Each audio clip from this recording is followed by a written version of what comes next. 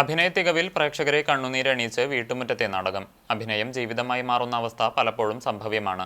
മൂക്കുത്തി എന്ന നാടകത്തിൽ പ്രേക്ഷകർക്ക് മുമ്പിൽ നാടകം സത്യമാകുന്നു. വേലൂർ ഗ്രാമകം നാടകോത്സവത്തിന്റെ പ്രചരണത്തിന്റെ ഭാഗമായാണ് നാടകം അവതരിപ്പിച്ചത്. ഞാൻ പാട്ട് പാടിയിട്ട് എൻ്റെ മോൾ ഉറങ്ങ്. അച്ഛൻ പാട്ട് പാടി തരാട്ടാ. ഉറങ്ങിക്കോ. പാട്ടോ പാട്ടോ തോറ്റോ ചൊല്ലി തുണയാവാത്തതെന്ത് തമ്പാട്ടിയേ.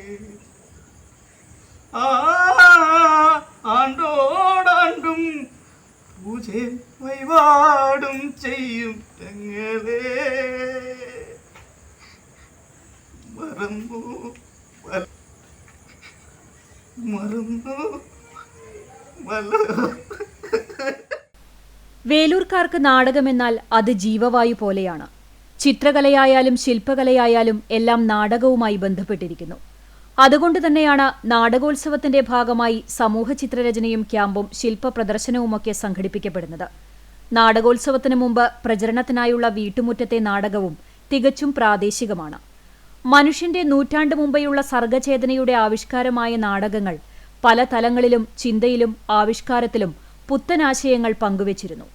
ഇതിന്റെ പിന്തുടർച്ചയുടെ പാതയിലാണ് ആധുനിക നാടകങ്ങളും. വേലൂരിലെ കലാകാരന്മാരാണ് നാടകത്തിന്റെ അണിയറ പ്രവർത്തകർ. രചനയും സംവിധാനവും അരങ്ങിലുമെല്ലാം പ്രദേശത്തുള്ളവർ തന്നെ. ജീവിതത്തിന്റെ നാൾവഴിയിലെ ദുരിതവും ദുരന്തങ്ങളും നാടകം എടുത്തു കാണിക്കുന്നു. മകളുടെ അവസാന ആഗ്രഹം നിറവേറ്റാൻ അവളുടെ അവസാന യാത്രയ്ക്കണിയുവാൻ കടയിൽ മൂക്കുത്തി വാങ്ങാൻ വരുന്നതുമായാണ് നാടകം പുരോഗമിക്കുന്നത്. നാടൻപാട്ടിന്റെ ശീലുകൾ നാടകത്തെ സമ്പന്നമാക്കുന്നു. സുജിത്ത് ചന്ദ്രശേഖരനാണ് രചനയും സംവിധാനവും നിർവഹിക്കുകയും പ്രധാന കഥാപാത്രത്തെ അവതരിപ്പിക്കുകയും ചെയ്തിരിക്കുന്നത്. ബസു സുബി, പ്രകാശൻ തയ്യൂർ, രാംപാണ്ഡെ തുടങ്ങിയവരാണ് മറ്റ് അഭിനേതാക്കൾ. ഗ്രാമകം ജനറൽ കൺവീനർ സുധീഷ്, പ്രചരണം കൺവീനർ CF രാജു തുടങ്ങിയവരാണ് നേതൃത്വം നൽകുന്നത്.